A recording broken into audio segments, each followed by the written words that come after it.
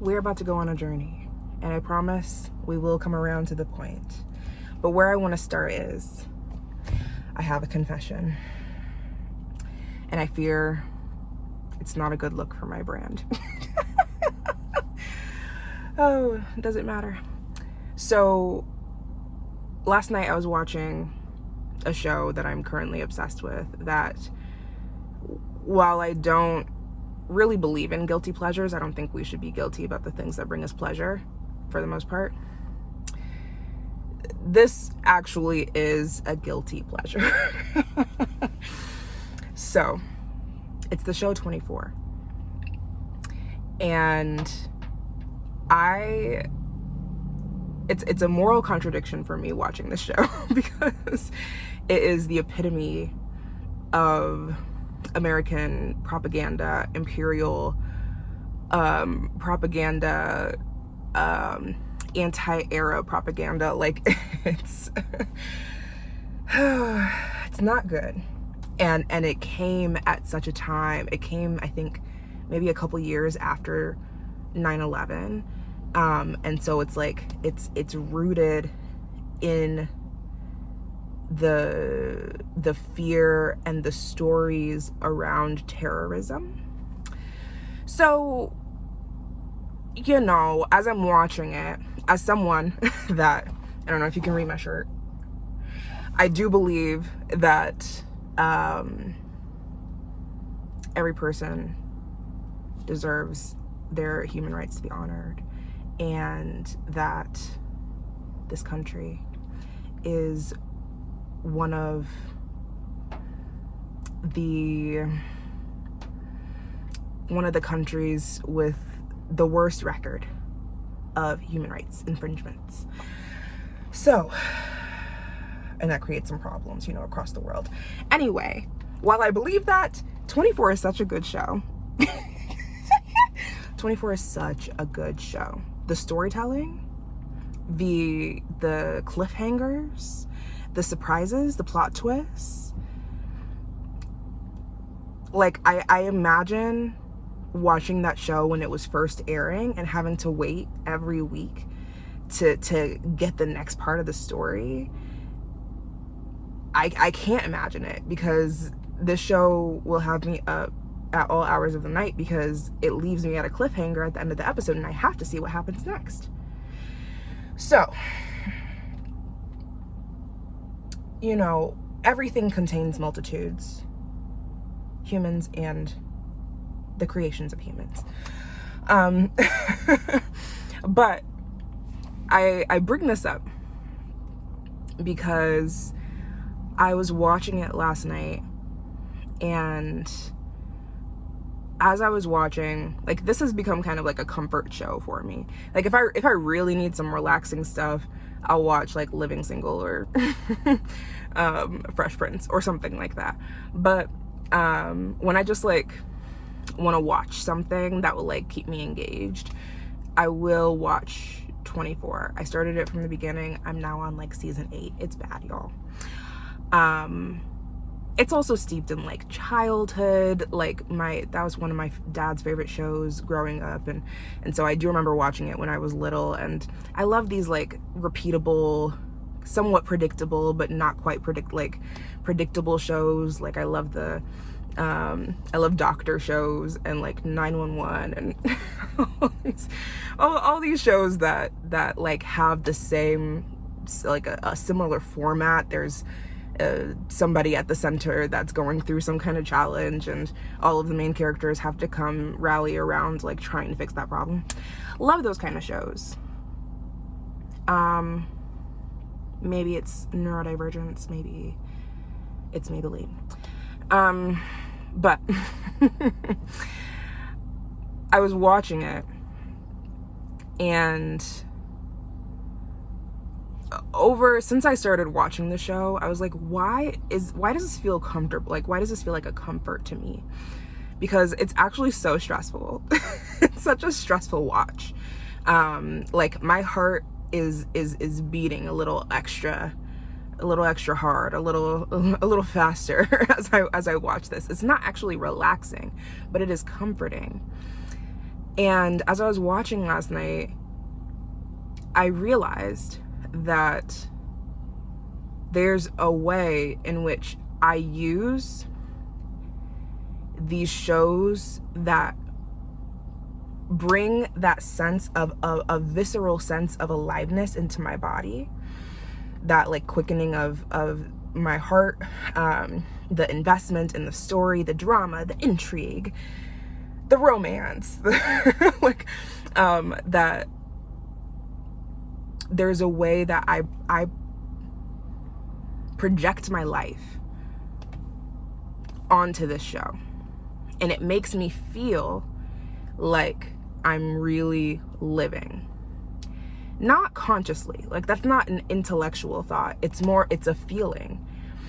And what connected for me is that when I am fully going for my dreams, when I am fully going for the things that I want to create, and challenging myself to take risks and do things that I haven't done before, I have that same feeling. I have that same visceral, heart-pounding nervousness, butterflies. Like I have that same feeling.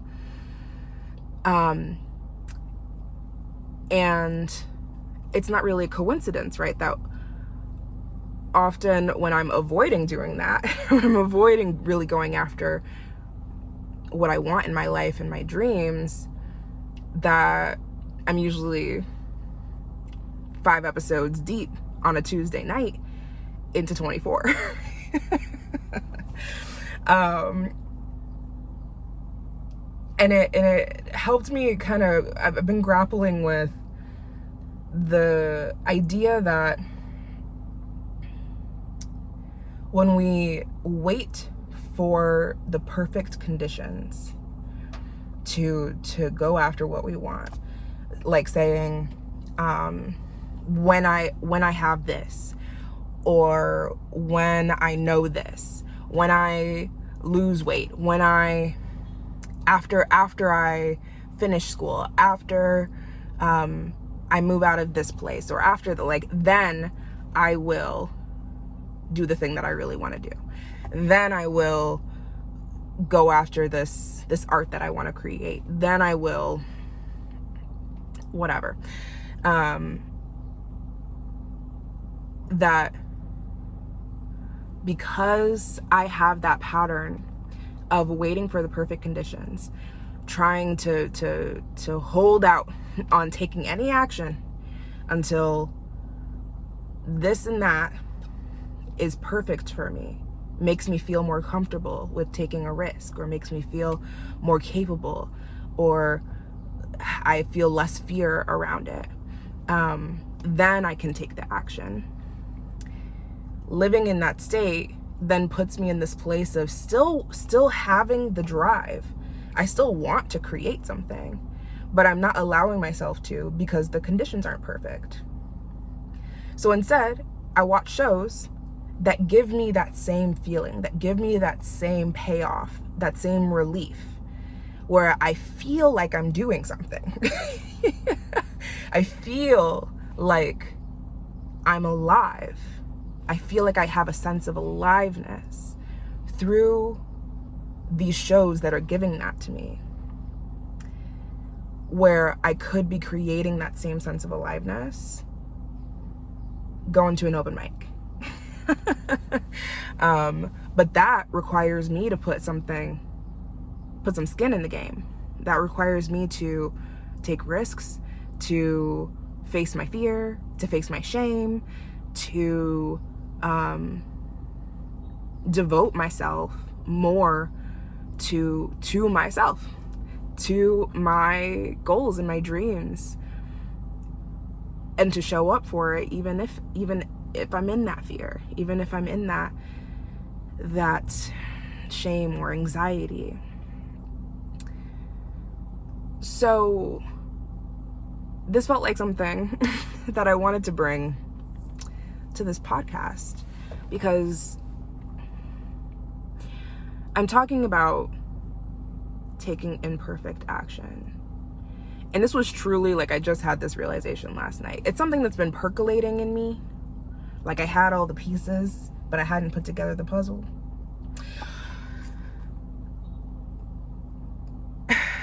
And I'm grappling with what I want to what I want to do with this information. I think it gives me more awareness around what I'm really after when I go, let me turn on an episode of 24. Oh, I laugh because anytime I turn on an episode of 24, I end up watching at least 3 episodes. Like, my self-control around that show is truly abysmal. So it's never, let me just put on an episode of 24. It's 3 episodes of drama and propaganda.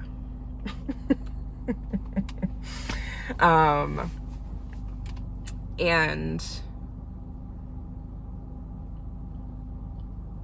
I think that there is an opportunity for me, a growth opportunity, to pause when I really am going to watch, and like, even if I'm like going to go scroll on TikTok, my self-control around TikTok is also pretty rough. But it's the dopamine rush and the addiction to, like, I want that feeling again. I get that feeling when I'm on stage singing. I get that feeling when I'm writing. If I'm writing something really good, or I'm just like tapping into my joy, I get that feeling. So I see my little sister going to her car. She's not little. I mean, she's little to me. She's a grown woman. So yeah, to consciously choose to go after that dopamine rush that comes from doing something that's actually fulfilling, doing something that's actually, like, I'm not saying I'm gonna stop watching 24. Why would I do that? But what I want to do is bring more consciousness to when I get that urge to watch 24, to get on TikTok, or to do something that's like gonna give me that feeling of being alive, to check in with myself and be like, well, what have I done today? What have I done today that has moved me forward toward what I'm really wanting to create, the world that I'm wanting to create, the life that I'm wanting to create? I think that my dreams, our dreams, grow stagnant, and in many ways stagnancy is death when we sit and wait for the motivation, the perfect timing, the perfect body, the perfect amount of knowledge, the perfect amount of money, the perfect support that we feel like we need in order to take action. And so if this resonates with you, let me know. Let me know how this shows up for you, because maybe I'll learn something from it as well. Maybe I'll have some insights about myself as well. I would love to hear. DM me on Instagram if you're feeling this. But yeah, our dreams slowly die when we wait for the perfect conditions to show up for them. And that sucks, doesn't it? it'd be so nice if we could have those perfect conditions. It'd be so nice. But that's not life. So,